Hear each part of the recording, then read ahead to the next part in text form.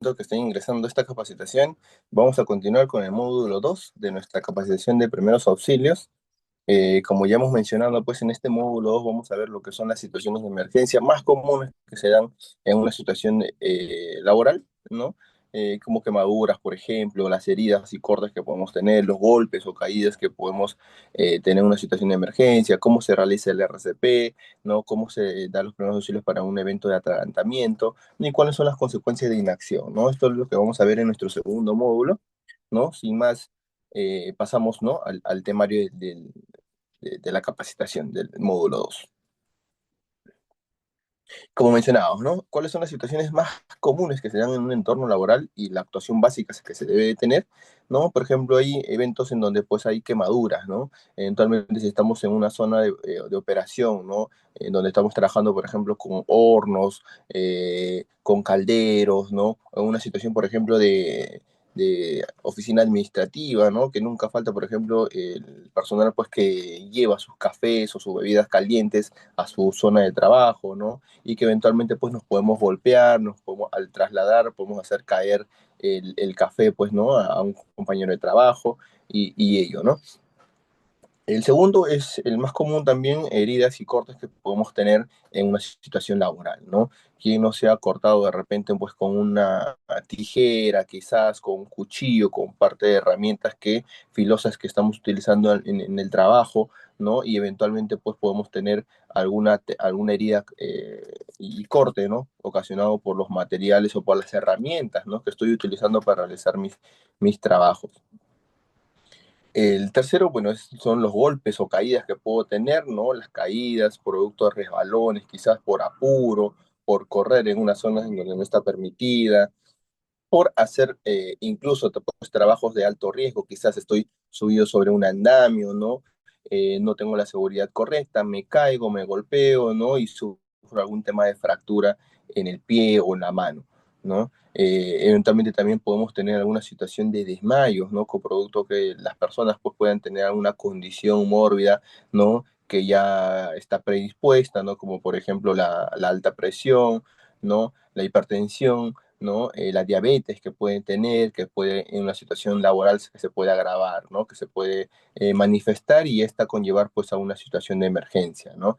La que tenga algún mal cardíaco, por ejemplo, también igualmente, ¿no? O que estemos, por ejemplo, quizás en el comedor, ¿no? Comiendo nuestros alimentos, ¿no? Y sufrimos algún tema de atragantamiento, ¿ya? Entonces, estas son situaciones en las que podemos actuar, ¿no? Obviamente, como ya hemos mencionado en el módulo uno, ¿no? El personal que va a actuar para hacer los primeros auxilios ante estas situaciones tiene que ser el personal pues, que esté capacitado, ¿no? Que tenga el conocimiento previo, ¿no? Que haya sido entrenado también igualmente para poder realizar estas situaciones, estos primeros auxilios en un evento real, ¿no? Y obviamente en los simulacros son los eventos pues, que se realizan estas situaciones con mayor detalle. ¿No? Por ejemplo, ¿no? En una situación de quemadura va a haber tres grados de quemadura que una persona puede tener, ¿no? La quemadura de primer grado, obviamente, es una quemadura pues, que lesiona netamente la superficie de la piel, ¿no? Y que eventualmente pues, se puede formar una zona rojiza, ¿no? Se puede formar una zona rojiza, se pone como que la parte que ha sido expuesta a la quemadura, una zona rojiza, ¿no? En el segundo grado, la lesión pues en la capa superficial y dérmica de la piel, ¿no? Incluso aquí visualmente se puede manifestar con las ampollas que nos empiezan a salir producto de la quemadura, ¿no? Esas ampollas eh, nos salen pues y eventualmente hay personal pues que empiezan a reventarlos, ¿no? Y empieza a salir un líquido de esa ampolla, ¿no? Entonces no es bueno reventar las ampollas que nos salen productos de las quemaduras, ¿no? ¿Por qué? Porque estamos afectando a la parte interna de la piel y la estamos exponiendo a bacterias o virus que pueden infectar esa parte de la piel, ¿no? Esa herida. Y obviamente en una quemadura de tercer grado están comprometidas ya las capas internas de la piel, tejidos, vasos, no sanguíneos, nervios y músculos de la persona. Y obviamente esto pues ya no se puede tratar internamente como un primer auxilio dentro de la empresa, sino específicamente se tiene que derivar a una ayuda externa. como mencionamos, ¿no? Y en el punto 3, ¿no? Un grado de quemadura de grado 3, pues están comprometidas no solamente la superficie de la piel, sino también los tejidos y los vasos sanguíneos, incluso los nervios y músculos que pueden agravarse, ¿no? En esta situación ya los primeros auxilios son más básicos y de inmediato tienen que llamar pues a la ayuda externa, en este caso a la atención médica externa, ¿no? ¿Cómo vamos a manejar específicamente las quemaduras? Obviamente primero tranquilizando a la víctima, ¿no? Y enfriando el área quemada con agua corriente por lo menos entre 15 a 20 minutos, ¿no? Exponemos la mano, la parte que está quemada, la mano, el pie o a la parte que fuera del cuerpo que esté quemada y la sometemos y la exponemos a temperaturas del agua, ¿sí? Abrimos el caño o la regadera, la ducha, lo que tengamos a la mano, ¿no? Y la exponemos a la piel durante 15 a 20 minutos, ¿no? En ese lapso vamos a retirar cuidadosamente pues lo que son ropas, anillos, no relojes, todo lo que podamos tener adheridas al cuerpo, en este caso a la parte que está quemada. Como mencionamos, no romper las ampollas ni las glistenas, ¿no? ¿Por qué? Porque esta situación va a agravar la infección, el cuadro infeccioso que puede tener una quemadura, ¿no? Recuerden que si la parte interna, ya que se ha formado con la ampolla, ¿no? Ese líquido, pues, es un líquido que nos va a proteger, ¿no? Va a hacer que no se infecte la herida, ¿sí? En este caso, si nosotros le infectamos, hacemos que salga el líquido, la glicina, y la parte interna pues se va a ver afectada, como hemos mencionado, por el polvillo que hay en el ambiente, por las bacterias o virus que pueden haber, y lo único que vamos a propiciar pues es la infección de la herida, ¿sí? Vamos a cubrir el área quemada con compresas húmedas, ¿no? Mojamos unos trapos húmedos, y esos trapos húmedos las colocamos sobre la superficie quemada, ¿no? Como menciona, ¿no? Tenemos que administrar abundante líquido y trasladar a la persona. En este caso, dependiendo de la gravedad, nosotros vamos a diferenciar, ¿no? Si es una quemadura de primer grado, si es una quemadura de segundo grado, una quemadura de tercer grado, ¿no? La quemadura de primer grado, como hemos mencionado, ¿no? Se va a ver una zona rojiza. La quemadura de segundo grado, vamos a ver la formación de ampollas, ¿no? Y la quemadura de tercer grado, pues ya la exposición neta de la piel y de vasos sanguíneos, ¿no? Entonces, dependiendo de la situación, en una quemadura de segundo y tercer grado ya debemos derivar al personal especializado, ¿no? En una quemadura de primer grado, incluso si es que tenemos en el botiquín la sulfadiazina o una crema para quemaduras, la podemos aplicar, ¿no? Sobre la superficie que está pues quemada, que se ha expuesto a la temperatura. En heridas y cortes, ¿no? Sí, bueno, si son cortes superficiales, ¿no? Solo se requiere una curación básica y según la evaluación, la atención externa. Bueno, si tenemos un corte sobre una mano, de una parte de la mano, ¿no? En donde, por ejemplo, pues no haya causado ningún tema de hemorragia que sea superficial y que visualmente sea superficial, ¿no? Se puede realizar un proceso de desinfección con agua oxigenada o con alcohol, ¿no? Y ponerle pues un pañito, ¿no? Una gasa, bueno, con un esparadrapo y eso sería suficiente, ¿no? Para que podamos, que la herida pues pueda empezar a sanar, ¿sí?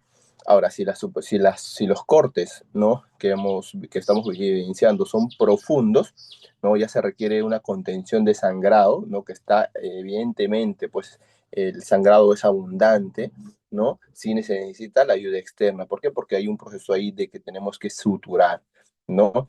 Entonces, en estos casos, en un caso de corte profundo, lo que yo tengo que hacer para poder contener el sangrado es presionar con una gasa, ¿no? Con una gasa, presionar fuertemente la parte en donde está ocurriendo el sangrado, ¿no? Y llevarla a la atención médica para que puedan ahí suturar, ¿no? Ahora, si es que hay eventualmente tenemos un tópico en la empresa en donde pueden realizar la sutura, es preferible siempre derivarlo a la ayuda externa porque no vaya a darse el caso, y se ha dado casos incluso, ¿no? En que los cortes pues son en articulaciones y en que los cortes pues eh, llegan a, eh, llegan a las arterias, ¿no? A las arterias y que estas pues pueden tener una implicancia posterior, ¿no? en el momento de la sutura, ¿no? Si es que vemos esa situación en donde los cortes pues han sido en articulaciones, ¿no? Sí debemos de el personal especializado o la ayuda externa, lo que va a hacer es sacarles una placa a la persona, ¿no? Y va a evidenciar si es que hay corte de estas articulaciones que les menciono, de estos eh, vasos internos que pueden complicar a la persona más adelante, ¿ya? Entonces, allí sí tenemos que tener especial cuidado para cuando son los cortes profundos. Los cortes superficiales internamente sí se pueden tratar, ¿no? Obviamente también dependiendo de la evaluación que pueda hacer el personal especializado, que en este caso pues son los brigadistas, ¿sí? Los brigadistas. Como mencionábamos, ¿no? Aplicar la presión directa sobre la herida con un trozo de gas esterilizada con la mano hasta que cese el sangrado, ¿no? Si no cese el sangrado y ya vemos que es una situación que está sufriendo un sangrado mucho mayor, entonces lo que debemos hacer es derivar a esa persona hacia la ayuda externa. En una situación, por ejemplo, en donde el corte ya es muy elevado, ¿no? En donde tenemos abundante sangre, o la exposición, por ejemplo, de huesos, ¿no? Entonces debemos aplicar incluso, aparte de la presión, en este caso, bueno, si es una fractura expuesta, ¿no? Y evidenciamos que hay sangrado abundante, lo que debemos de hacer es aplicar torniquetes para que la persona no se desangre, ¿no? Durante, dentro de la empresa. ¿Sí? Nosotros podemos contar hasta un máximo de 20 minutos, ¿no? Con el tema del torniquete hasta que la persona pues, pueda llegar a la atención médica externa, ¿sí? ¿Por qué? Porque a partir de los 20 minutos también el torniquete pues, puede provocar una coagulación ahí de este caso, gangrenar la parte que sea, la extremidad, en este caso, que ha sufrido la lesión, ¿no? En este caso, si vemos algún tema de fracturas, ¿no? Sí, debemos aplicar el torniquete. Y aplicar el torniquete es, ¿no? Con un trapo, un pasador incluso externo, ¿no? Aplicar sobre la parte superior de la parte en donde se ha lesionado, hacer un pequeño nudo, ¿no? E incluso si es que necesitamos hacerlo con la ayuda de un palito para poder ajustar lo más que se pueda, ¿no? Introducimos el palito entre la sujeción del amarrado y lo vamos moviendo para poder haciéndole presión y que la sangre pues cese hasta que podamos llevar o trasladar a la persona hacia la ayuda externa, ¿no? Recuerden que tenemos un aproximado en ese caso de hasta 20 minutos para poder hacer ese traslado, ¿no? Y que la parte no se complique, no se cangrene la parte de la extremidad de la persona que ha sufrido el accidente. Golpes y caídas, ¿no?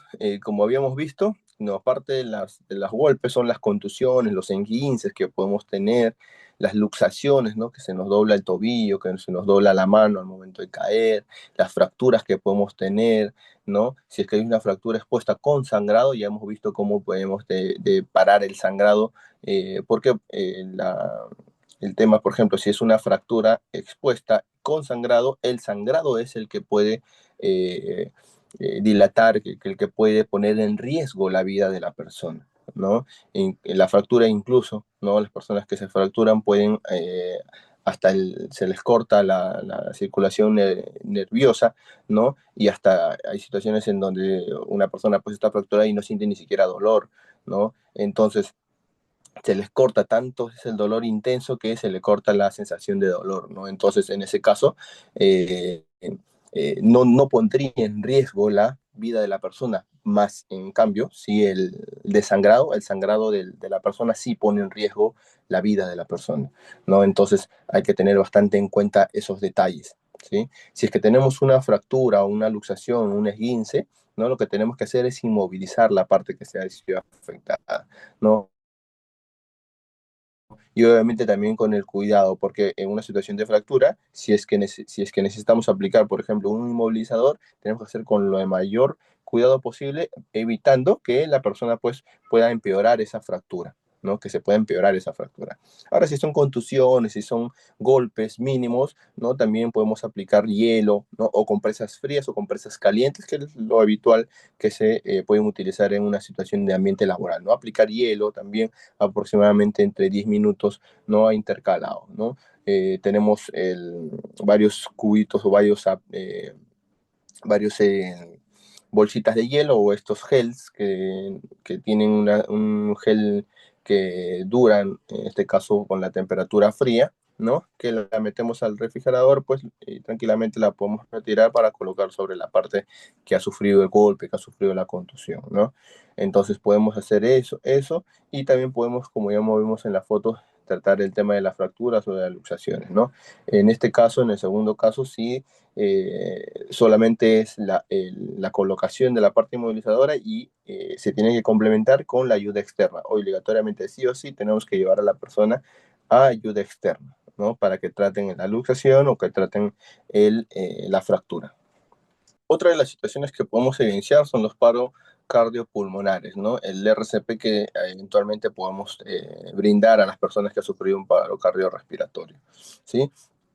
Esto se aplica específicamente después de haber evaluado la frecuencia cardíaca o las funciones vitales de la persona, ¿no? Y estamos corroborando que estas no responden, podemos iniciar las compresiones torácicas o el RCP, que la mayoría de personas pues lo llama, ¿no? El RCP, ¿sí? Entonces va a iniciar cuando ya hemos visto o ya hemos evaluado que las funciones vitales de la persona pues no responden, entonces procedemos, ¿no? Lo que primero tenemos que hacer es, en este caso, si es que se puede liberar el polo de la persona y retirarla, la retiramos, ¿no? Si es que no se puede, podemos aplicarla encima de la ropa que tiene, ¿sí?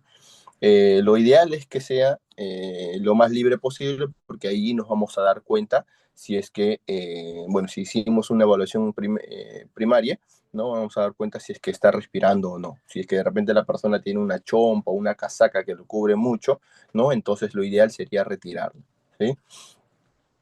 Como estamos viendo en la foto, tenemos que colocar nuestra mano, ¿no? La mano en la que somos más ágiles, por ejemplo, si yo soy derecho, la mano derecha va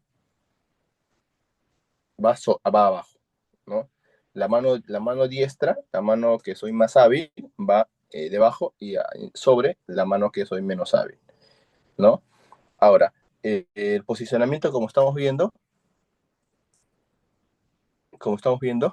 el posicionamiento de la persona, vamos a aplicar esto aquí, ¿no? Que la espalda sea recta, trata de colocar la espalda recta, ¿sí? Y siempre colocándonos con las rodillas sobre el piso. Y de preferencia, las rodillas deben de estar formando como que un cierto ángulo, ¿no? ¿Para qué? Para tener cierta estabilidad al momento de realizar la compresión. Por ejemplo, aquí en esta segunda foto se puede ver que las piernas, las rodillas están separadas, favoreciendo pues la estabilidad de las personas, ¿ya? Y esto también es importante, tener los brazos sobre la persona, ¿no? De manera recta. Esto aquí. Tener los brazos sobre la persona de manera recta, ¿sí? Eso es importante para poder proceder a hacer el RCP. Bueno, en este caso ya como hemos puesto la mano recta sobre la dirección de la persona, vamos a iniciar con la RCP. Generalmente, bueno, se debe colocar la palma de la mano entre el medio de los pezones de la persona, ¿no? Trazamos una línea imaginaria entre pezón y pezón y nos colocamos al medio de esa línea imaginaria, ¿sí? Si es una mujer, igualmente, ¿no? Si tiene los pezones, ¿ya? Igualmente nos colocamos al medio de esa línea imaginaria. Y luego vamos a empezar con las repeticiones, ¿no? 30 repeticiones continuas por dos fluctuaciones de aire, ¿sí? 30 repeticiones aproximadamente y las compresiones deben de ser por lo menos dos compresiones por cada segundo, ¿sí? Dos compresiones por cada segundo. Es decir, si yo tengo 60 segundos, ¿cuántas compresiones voy a tener en ese caso? ¿No? Si tengo 60 segundos y 2 compresiones por cada segundo, en un minuto podré aplicar hasta 120 compresiones, ¿no? 120 compresiones, ¿ya? 120 compresiones en un minuto. Obviamente no lo voy a hacer esas 120 continuas, las tengo que hacer en intervalos de 30, ¿no? Intervalos de 30 repeticiones continuas, ¿sí? Una vez que termino las 30 repeticiones, procedo a dar la respiración o el aire, ¿no? Como se dice, ¿sí? Y para dar el soplido, la respiración, ¿ya? Lo que vamos a hacer es, primero, levantar, vamos a levantar el mentón de la persona, vamos a levantar el mentón de la persona un poco, ¿no? Y con nuestra otra mano vamos a colocar para abajo la frente de la persona, de tal manera que su quijada pues pueda salir o pueda salir para poder abrir el conducto respiratorio, ¿sí? Y en ese caso, ya cuando realizamos ello, ¿no? Ahí sí podemos dar la respiración, ¿no? En este caso, son, como hemos mencionado, el soplido, bueno, para dar el aire, pues son 2 veces, ¿no? Y se tiene que dar el tapado de la nariz, ¿no? Tenemos que tapar la nariz y soplar para que pueda entrar el aire. ¿Sí? Esto se realiza, como hemos mencionado, realmente para aperturar el canal respiratorio, ¿sí? Y ahora, con la visión que vamos a dar, vamos a ver si es que esta parte del pecho se infla, ¿no? Como vamos a ver en esta parte, vamos a ver si es que el pecho se infla o no, ¿no? Si se infla, entonces quiere decir que estamos aplicando una buena respiración, ¿no? Sí, y bueno, una vez, esto es un circuito, ¿no? Eso es el darle las compresiones y darle la respiración es es un circuito que se debe de ir repitiendo conforme vaya llegando la ayuda externa, ¿no? Una vez que terminamos con esta respiración, ¿no? Lo que debemos hacer pues es revisar si hay pulso o no, ¿no? Si hay pulso, ¿no? Ahí debemos de parar, ¿no? Si es que vemos que hay pulso, ¿no? Si es que no evidenciamos que hay pulso, continuamos con las compresiones, continuamos con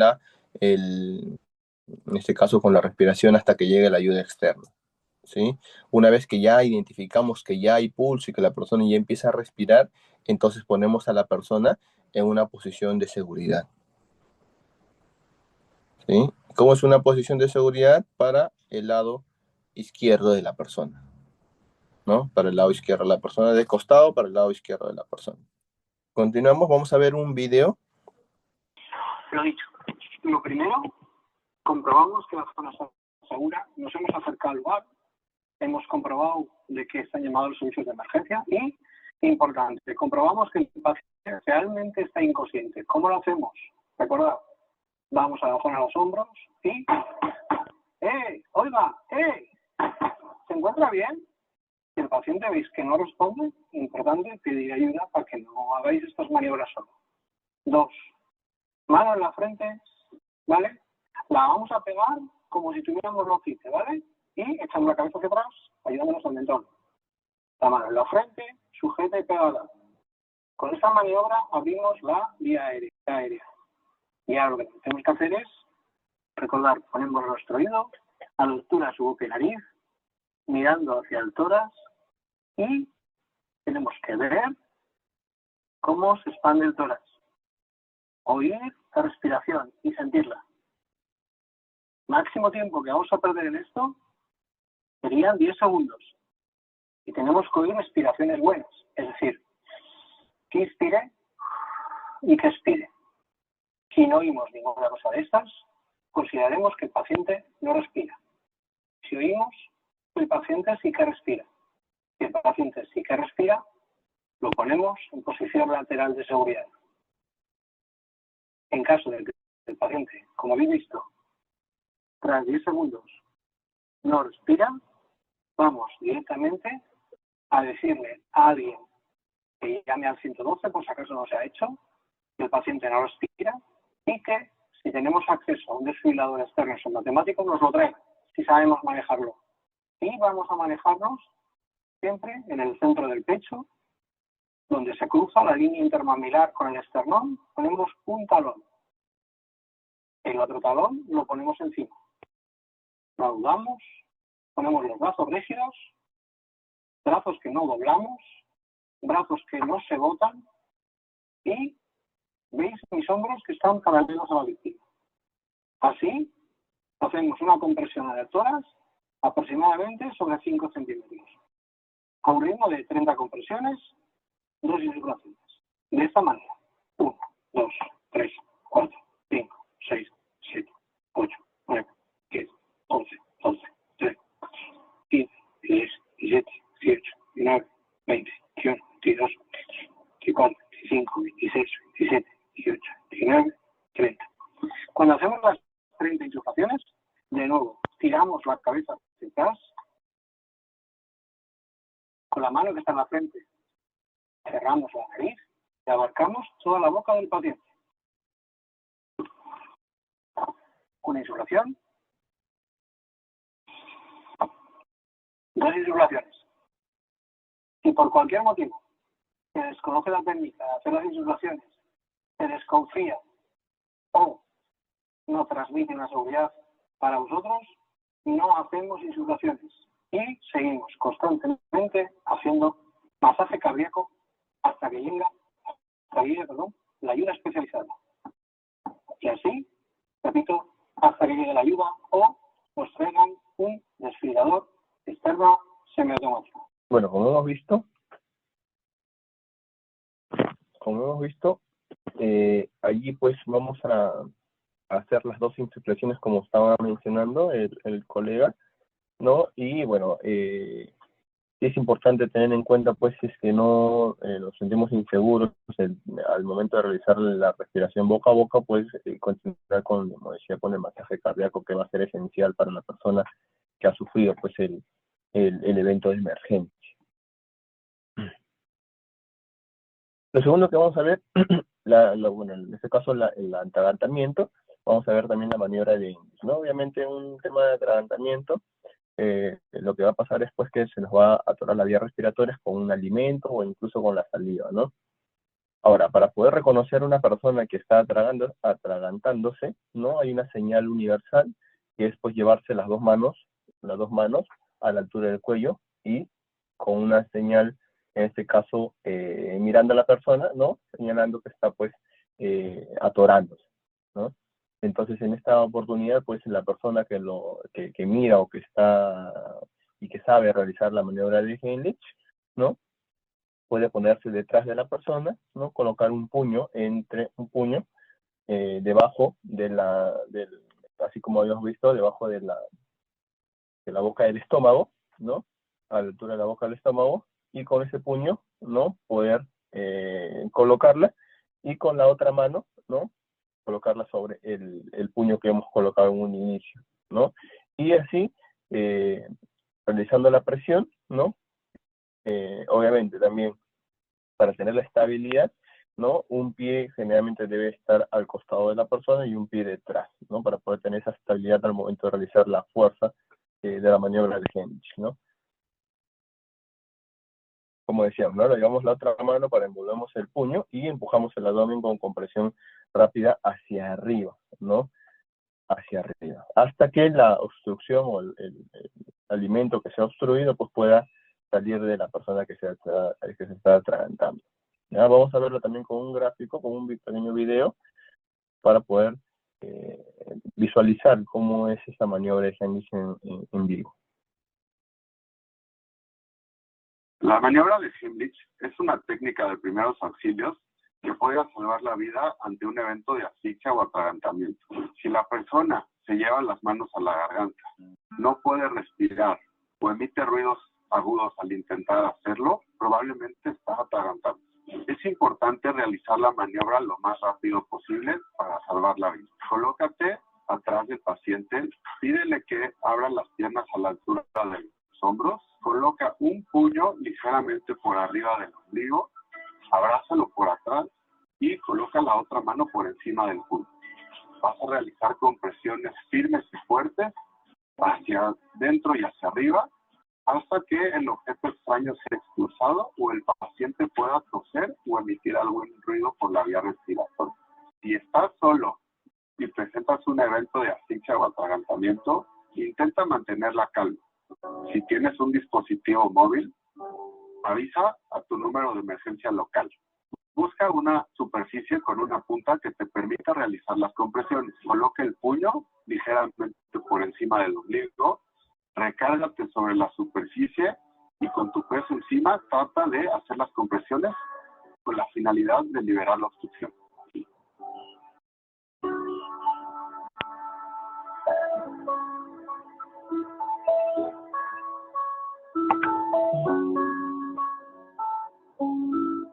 Bueno, como hemos visto también la maniobra de Hendrix, en una situación en donde, por ejemplo, podemos estar solos, lo ideal es que pues podemos utilizar también una silla, ¿no? También utilizo una silla y con nuestro peso, con nuestro propio peso y colocando nuestra mano en la boca del estómago, podemos dejarnos caer y hacer que esas sean pues las compresiones para poder retirar el objeto obstructor que nos está causando el atragantamiento, ¿no? Y por último, vamos a ver cuáles son las consecuencias del desconocimiento o de la inacción, ¿no? En este caso, o no hacer nada o saber y tener esa inacción, pues lo único que vamos a causar es el agravamiento del estado del accidentado, ¿no? Vamos a poner en riesgo la pérdida de la vida, vamos a incumplir también en temas legales y vamos a poder adquirir algún tema de sanción, ¿no? Y obviamente, pues en un ambiente laboral, cuando suceden este tipo de eventos, pues lo que se afecta es el clima laboral, ¿no? Y la reputación también de la empresa a nivel empresarial, ¿no? A nivel empresarial, pues no solamente con la sociedad, sino también con los clientes y proveedores, ¿no? Y eso es lo que no se quiere. ¿Por qué? Porque el tema de actuar en una situación de emergencia, brindando los primeros auxilios o una respuesta de emergencias, es de orden legal, ¿no? Y no cumplir con los temas legales, pues es un mal aliciente para nuestros clientes y para los proveedores. Bueno, eso sería todo por nuestra parte en esta oportunidad con esta capacitación de primeros auxilios. Esperemos que haya sido de su agrado y que pues podamos aplicarlo el conocimiento en una situación de simulacro que sería lo ideal, ¿no? Bueno, conmigo me despido, será hasta otra oportunidad, hasta otra capacitación. Listo, nos vemos, hasta luego, cuídense.